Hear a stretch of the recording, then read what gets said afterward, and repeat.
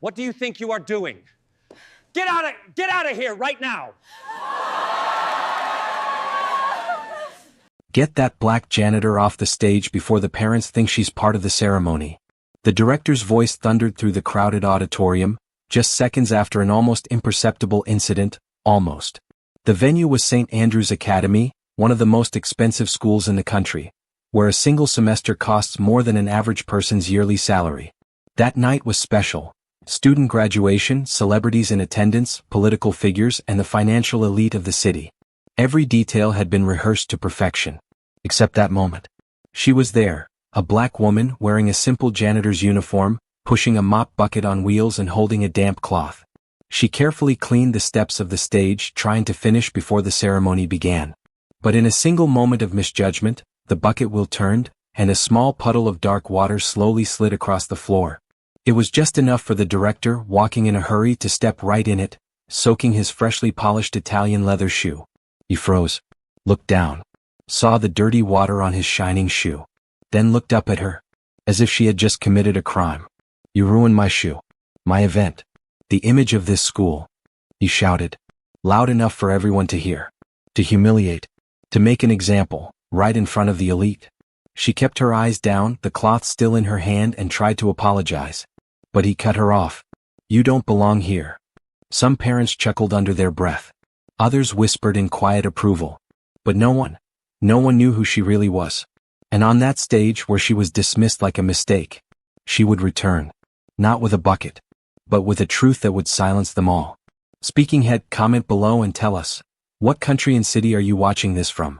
This story deserves to be heard in every corner of the world. Globe showing Europe, Africa. Now take a deep breath. Because what happened next is exactly what no one saw coming. Her name was Camille, but no one knew that. At St. Andrew's Academy she had no name. She was the cleaning lady, the janitor, the woman with the bucket. She passed through the halls unnoticed, like part of the furniture, useful yet invisible. Camille arrived every day before sunrise. Her shifts were scheduled to avoid disrupting the student flow. Her badge didn't even show her last name. Just CM, and a serial number. No one ever asked. No one ever cared. The gray uniform, the worn-out shoes, the tired face, they told only a fraction of her story. Behind her silence was a woman with secrets. And a purpose. Deep down, Camille knew this day would come. She just didn't expect it to begin with a wet shoe. The director, Edward Tillingham III, heir to one of the region's most powerful families, was known for his rigidity, inflated ego, and open disdain for anyone he deemed beneath the standard. To him, Camille was exactly that, beneath it. The type of person meant to remain backstage in society, serving but never being seen. When he slightly slipped, he felt more than irritation. He felt violated. His illusion of perfection had been broken. And who dared do that? A janitor? A black woman with an old bucket, staining the symbol of his prestige? Camille knew in that moment she couldn't stay hidden any longer. As she returned to the supply room, the damp cloth still in hand and her eyes filled with memories, she passed a cracked mirror in the school's backstage hallway. She stopped for a second, looked at herself, took a deep breath. In the reflection, she didn't see a janitor. She saw the daughter of a woman who fought to bring her into this country. The niece of one of the state's most respected judges. And the silent owner of 12% of St. Andrew's Academy's shares, discreetly inherited after the death of a man everyone there idolized, except her. But no one knew that. Not yet. Camille took off the uniform. Underneath it, she wore a simple black outfit, elegant, discreet, and intentionally chosen. She tied her hair tightly, removed the worn-out shoes, stepped into low heels. Then she picked up an envelope, one she had carried for years. An envelope that, tonight, would change everything. The clock read 7:28 p.m. In 2 minutes, the ceremony would begin. And Camille would be there. Not as a janitor, but as the woman they had all pretended not to see, and who now no one would be able to forget. Guests settled into their cushioned seats, surrounded by marble walls and red velvet curtains. The soft glow of the chandeliers reflected off diamonds, luxury watches, tailored gowns, and monogrammed shirts. Everything in that room screamed status. On stage, a massive golden banner read, St. Andrew's Academy, a night of honor and tradition. A live orchestra tuned their instruments. Waiters glided silently with trays of imported champagne. It wasn't just a graduation ceremony, it was a display of the local aristocracy, where the children glowed and the parents basked in their reflected glory. Backstage, director Edward Tillingham was still muttering under his breath, polishing his shoe with a silk cloth. His face was tight with irritation, but there was something else behind it, an anxious edge he couldn't quite name. He was aware that an anonymous donor, someone very important, was expected to attend that evening. She was the only person he truly wanted to impress. Everyone else? Just the audience. Everything under control? Asked the visibly nervous vice principal. It is, unless the cleaning staff decides to give us another performance, he said with a smirk dipped in venom. Not far away, already out of uniform, Camille stood quietly in the side wings. She observed the crowd, the forced smiles, the rehearsed embraces, and the looks of superiority cast toward anyone who didn't wear the right image. None of it was real. But what she was about to do was. She touched the envelope inside her blazer. Inside were official documents, records, a personal letter, and the key piece, an irrevocable legal right tied to that institution. But Camille didn't want revenge. She wanted exposure. She wanted them to see with their own eyes just how blind they had been. On stage, the director adjusted the microphone. Ladies and gentlemen, good evening. Welcome to the most important night of our academic year. The audience applauded. Camille closed her eyes for a moment. She saw her mother's face, her uncle's steady gaze, her childhood spent in silence. The promise she made to herself, one day they will hear me, not out of anger, but because they won't have a choice. Suddenly, one of the organizers leaned toward the director and whispered something in his ear. He froze, furrowed his brow. What do you mean she's here? Now. Unknowingly, he had just approved the entrance of the one woman he feared most, without even knowing her name. Camille took a deep breath. The ceremony had begun. But he would not be the one leading the final applause. Before she ever pushed buckets through the halls of St. Andrew's Academy, Camille had already walked those corridors. But back then she wasn't wearing a janitor's uniform. She was a student, a scholarship recipient. The only black girl in a class of 50 white teenagers with long surnames and even longer bank accounts. Camille was smart, dedicated, quiet. But to many there, she was just the exception, the charity case, the girl who didn't belong. Every test she aced, every compliment she received, every perfect grade, it came with glares, whispers, and jokes disguised as banter. She was never accepted, only tolerated. Still she stayed, graduated with honors, but left through the back door. No speech. No handshake from the principal, who, ironically, was the father of Edward Tillingham III. The very same man who would later die suddenly of a heart attack, and leave part of the school's shares to someone whose name was never made public. That person was Camille. It was a secret. A quiet agreement made between the family's old lawyer and Camille's mother, Madeline Moore, who had worked for the Tillingham family as a housekeeper for decades, and had helped raise Edward like her own son. Before he died, the patriarch did something no one expected. He left 12% of the school's shares to Camille as a gesture of apology. A personal act of justice, and unspoken guilt. Camille never claimed her stake publicly. Never demanded a seat at meetings. Never put her name on anything. She chose anonymity. But she made a decision. She would work at the school. Not for money, but to observe. To see up close what the school had become. And one day when the moment was right, she would step forward. So she applied as a janitor. No resume needed. No experience questioned. Just a name that no one would notice. For 5 years, Camille cleaned classrooms where she heard students mocking people like her. Heard teachers say things they didn't think anyone was listening to. Saw how the school rewarded those who humiliated, and silenced those who served. And she kept it all. Until today. Now the lights were ready. The stage was set. And the woman they had ignored was carrying the envelope that would rewrite the history of St. Andrew's Academy, and expose the wound they had long tried to cover with polish, speeches, and champagne. The auditorium, once filled with smiles and applause, had fallen into complete silence. Camille stood there, at the center of the stage. No janitor's uniform. No bucket. Just a calm gaze, carrying something no one in that room could quite name. Authority. Director Edward sat frozen as if trapped by a spell. The woman he had humiliated just moments earlier, was now the guest of honor? The one everyone had been waiting for, without even knowing? Camille took the microphone in both hands. She scanned the crowd, filled with people who had passed her daily, yet never truly seen her. Good evening, she began, her voice steady and clear. My name is Camille Moore. And this isn't the first time I've stepped on this stage. The last time was exactly 17 years ago, when I graduated from this school as the only black student in my class. A murmur rippled through the audience. At the time I didn't get a speech. Not a plaque. Not even a handshake from the principal, the father of Mr. Tillingham. Edward flinched as his name echoed in the auditorium. But I'm not here tonight for applause. Or for apologies. I'm here to tell the truth.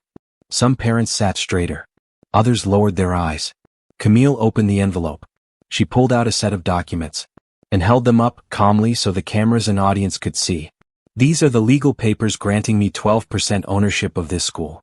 A gift left to me in the will of the founder in honor of my mother, Madeline Moore. A black woman. A worker. A woman who helped build this institution with her own hands and was never acknowledged for it. The shock was immediate. Camille continued. I'm not an employee. I'm a shareholder. An heir. And a witness to years of silence, racism, and institutional arrogance within these walls. The camera zoomed in on Edward's face. He was pale. He tried to take a step forward, but a member of the organization held him back, now realizing he had no right to interrupt. I was called an intruder. A stain on this school's image. But the real image is here right in front of you. Camille paused, took a deep breath. And for the first time I speak, not as the woman with the bucket, but as the voice you tried to silence for decades. The audience stayed quiet. But the damage was already done. Camille's words reached far beyond what she imagined. One of the students who had been discreetly recording was live-streaming the moment on social media. Within minutes, thousands of views poured in, with outraged comments and messages of support from former students, activists, journalists, even retired teachers. Inside the auditorium, the mood had shifted completely. The vice principal, visibly pale, quietly stepped away from the stage. Two teachers stood up, walked over to Camille and gave her a silent nod, a small but honest gesture. From the back row, an elderly woman with white hair rose to her feet. She was the only black teacher in the school's history, retired for over 20 years. She clapped. Alone. And slowly, the sound spread. 1, 2, 10, 20 people rose and applauded. Not out of courtesy, but because they could no longer pretend they didn't know. Edward Tillingham watched it all, frozen, eyes wide. He couldn't comprehend how control had slipped from his hands so fast. Just moments ago he commanded the stage. Now the stage was exposing him. A reporter from the local press, present to cover the graduation, lifted his phone and began broadcasting live. We're here at St. Andrew's Academy, where a stunning revelation is unfolding. Camille's words had already breached the marble gates. Now they belong to the world. Camille, her voice unwavering, went on. For years, you've applauded speeches about diversity, equality, and respect, while keeping the true builders of this school hidden behind the curtains. My mother was one of them. The janitors, the cooks, the guards, all invisible until they spill water on someone's expensive shoes. The room fell silent again. But now it wasn't from shame. It was because truth had finally taken the center of the stage. Camille stepped closer to the podium. What I'm doing here tonight is not an attack. It's a mirror. So this school, and every other one like it, can finally see itself completely. Because only when the truth is spoken out loud, does real change begin. She then handed the envelope with the documents to the reporter approaching the stage. This story is all here. And it's ready to be told. No filters. No masks. No uniform. The director turned to leave. But couldn't. He was stuck, frozen by the shame, by the weight of what he'd built, and by everything he had chosen to ignore. Camille knew that for this night to be remembered, not just as an emotional moment, but as a turning point, she had to go further. She took a deep breath and said, "There's something that was never investigated." And yet, everyone here knew. The audience stirred. Director Edward, seated at the front row's edge, slowly lifted his head, as if sensing a blow coming but not knowing from where. Exactly 8 years ago, 3 black students were expelled for misconduct. The official version said they had disrespected the administration and caused a disruption. But I was there. I saw what happened. She opened a second envelope. They were harassed, verbally and physically assaulted by classmates, mocked, humiliated, called monkeys in the hallways. And when they finally stood up for themselves, they were labeled a threat. The school covered it all up. And do you know who signed the expulsion orders? She raised the document. Edward Tillingham III. The name hit like a punch to the chest. Some parents stood up. Others lowered their heads. A group of students began frantically searching online, digging through old forums, archived blogs, and deleted comments from years past. Camille continued. At the time, he claimed he was protecting the school's reputation. But what he really did was erase the truth. He expelled the victims, promoted the aggressors. And today, those same students hold positions of power, because here they learned that being racist comes without consequences.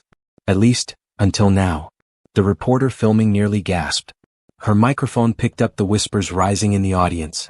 Is this true? My son went here during that time. Why wasn't this ever made public? Camille slowly lowered the paper. I didn't come here to destroy this school. I came to rebuild it, with truth, and with the names you erased. The director stood up. This isn't a courtroom, Miss Moore. She looked him straight in the eyes, calm, unshaken. No, but it sure feels like one. And from the looks of it, the verdict is already forming. Director Edwards stepped onto the stage. He wasn't invited. He wasn't called. He climbed those steps fueled by desperation. While Camille still held her warm microphone, he grabbed another nearby and began speaking before the sound was even turned on. Ladies and gentlemen, this is a misunderstanding, a distortion of facts, an attempt to destabilize the image of this institution. But his voice trembled. Gone was the confident, polished tone. Now there was only fear and sweat. The audience looked at him like they were seeing for the first time the man behind the authority. These accusations are old. They were dealt with internally. There was an investigation, informal, yes, but carried out with integrity. Someone in the audience shouted, "Where are the reports?" Another, "Why were the victims' names never released?" And someone else, "Why was the press barred back then?" Camille remained still. She didn't need to speak anymore. The audience was speaking for her. The reporter had already published the breaking story on the city's main news site. The video was hitting 200,000 live views. And the name Tillingham was trending nationwide. The director waved his hands nervously, trying to regain control.